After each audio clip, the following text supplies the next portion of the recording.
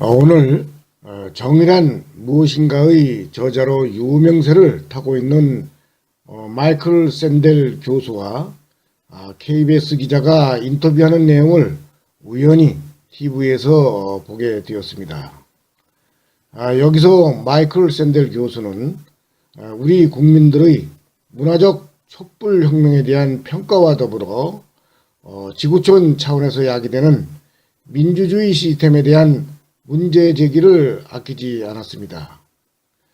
그런데 아이러니하게도 이에 대한 해답으로 이미 2달 전에 건강한 제7공화국 이야기라는 책이 발간된 바 있고 관련 내용이 요약된 40여 분짜리 동영상을 10여일 전에 유튜브에 올린 바 있습니다. 그래서 이러한 상관관계를 증명한다는 마음에서 다음과 같이 관련 동영상을 준비해 보았는데 이를 보시겠습니다.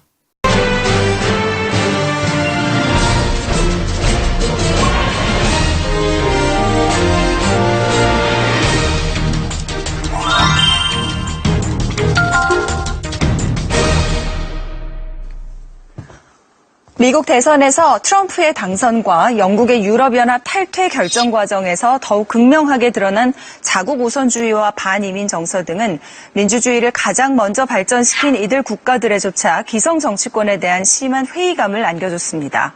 이런 사이 포퓰리즘, 이른바 대중영합주의 세력은 미국과 유럽 전역에서 갈수록 더 세를 얻고 있는데요. 우리에게도 친숙한 정의란 무엇인가의 저자 마이클 샌델 하버드대 교수는 이런 시점에 평화 촛불 집회를 통해 우리 국민들이 보여준 민주적인 참여가 서구 국가들에게도 귀감이 될 수 있다고 말합니다. 자세한 내용 박에스더 특파원이 전해드립니다.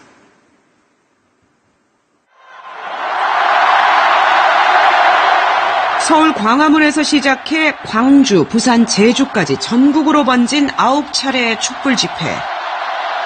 연인원 1,000만 명에 달하는 시민이 참여한 한국 촛불 집회에 대해 샌델 교수는 세계의 본보기가 되는 새로운 민주주의의 방식을 보여줬다고 평가했습니다.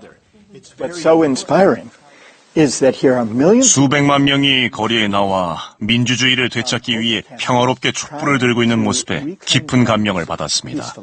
세계적으로도 귀감이 될 만한 사례라고 생각합니다.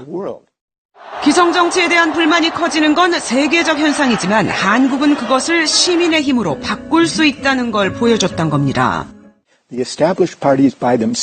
기성정당은 스스로는 절대 변하지 못합니다. 오로지 시민의 압력과 요구를 느낄 때만 변합니다. 현 한국 상황에 대해서도 얼마나 큰 부패가 저질러졌는지보다 사람들이 얼마나 더 성숙한 민주주의를 갈망하는지에 주목해야 한다고 밝혔습니다. 한국은 수십 년간 급속히 민주주의를 발전시켰지만 민주주의는 제도만으로 완성되지 않는다는 것입니다. 지금 한국에는 성숙한 민주주의에 대한 갈망이 큽니다. 진정한 민주주의는 단지 선거에서 투표하는 것 그 이상이지요. 시민교육과 공공토론 등 시민사회 안에서 민주주의가 발전해야 합니다. 따라서 촛불 시위 이후가 더 중요하다고 강조했습니다. 당장의 목표를 이뤘다고 정치권에 맡겨두지 말고 공동체의 조직화, 공공토론 등을 활성화해 시민들이 스스로 계속해서 문제를 제기할 것을 조언했습니다. 정치인이나 정당이 무언가 하기를 기다리겠다는 생각에서 벗어나야 합니다. 시민들이 참여하고 나서서 정치 프로젝트, 민주화 프로젝트를 발전시켜야 합니다. 한국인들은 부당함을 어떻게든 개선하려는 강한 의지를 갖고 있다며 한국이 새로운 참여민주주의의 전형을 보여줄 수 있다면 서구 국가가 오히려 한국을 배울 것이라고 기대했습니다. 샌델 교수는 민주주의를 먼저 발전시켰던 미국과 유럽 등 서구 국가가 현재 민주적 제도, 특히 기성정당에 대한 심한 좌절에 빠져 있다고 진단했습니다. Donald Trump won the U.S. presidential election. What were the reasons for his success? 트럼프는 사람들이 엘리트와 제도권에 대해서 느끼는 분노와 반감을 짚어냈습니다. 그게 대선 승리의 가장 큰 이유지요. 샌델 교수는 세계화와 첨단 기술화 시대에 사람들이 겪는 어려움을 기성정당이 외면해 왔다고 꼬집었습니다.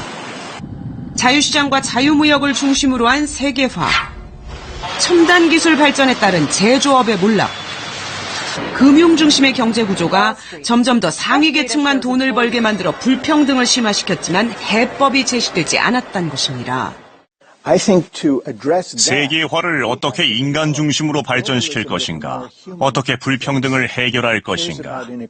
어떻게 세계화의 혜택을 고루 나눠지게 할 것인가에 대해서 논의를 해봐야 합니다. 사람들을 더 화나게 만든 것은 경제 체제 자체의 문제뿐 아니라 기성정당의 태도에도 있다고 지적했습니다. 단지 임금이나 일자리만의 문제가 아닙니다.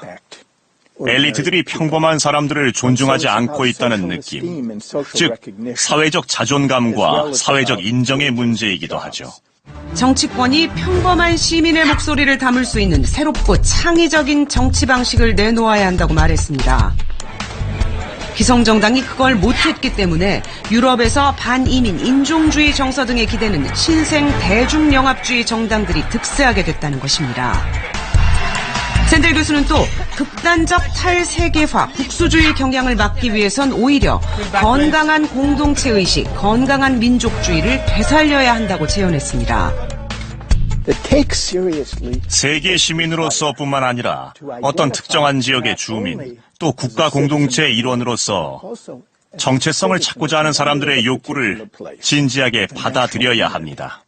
하지만 공동체 내부에 끊임없는 토론을 통해 공공정의를 실현하자는 샌델 교수의 해법은 시민의 일상적 정치 참여를 요구하는 이상주의란 비판도 있습니다. It looks more idealistic rather than realistic alternative. 제 대답은 이렇습니다. 이상주의적으로 보일 수도 있지만 바로 그것이 지금 우리가 전 세계에서 보고 있는 위험하고도 편협한 반발을 막을 수 있는 유일하고도 건설적인 대안이란 겁니다. 촛불 시위로 한국 민주주의가 새로운 전기를 맞은 것처럼 시민이 주도하는 정의로운 사회는 결코 불가능한 프로젝트가 아니라고 샌델 교수는 강조했습니다. 후스톤에서 파게스트입니다. 지금까지 보신 동영상을 통하여 마이클 샌델 교수의 인터뷰 내용을 요약해 보면 작금의 촛불 시위가 문화적 촛불 명예혁명으로 승화되어 한국식 민주주의가 지구촌의 새로운 모델로 자리매김하고 있다는 내용과 더불어 한국 민주주의가 새로운 전기를 맞이하고 있다는 것입니다. 이는 정치와 관료 엘리트들이 평범한 사람들에 대한 사회적 자존감과 인정에 인색한 민주주의 국가 시스템의 기인함을 평가하면서 평범한 시민들의 일상적 정치 참여와 요구를 수용함과 아울러 평범한 시민들의 목소리를 담아낼 수 있는 새롭고 창의적이며 정의로운 탈권위적 민주주의 국가 시스템을 내놓아야 한다고 마이클 샌델 교수는 주문하고 있습니다.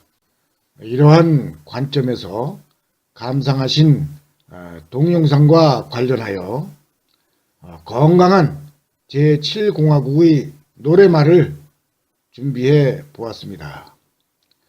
이후 시간이 가능하시다면 노래말의 내용을 좀 더 구체화시켜 유튜브에 나란히 올려놓은 건강한 제7공화국 이야기란 동영상을 보시면 이해의 정도가 좀 더 심오해지시겠습니다.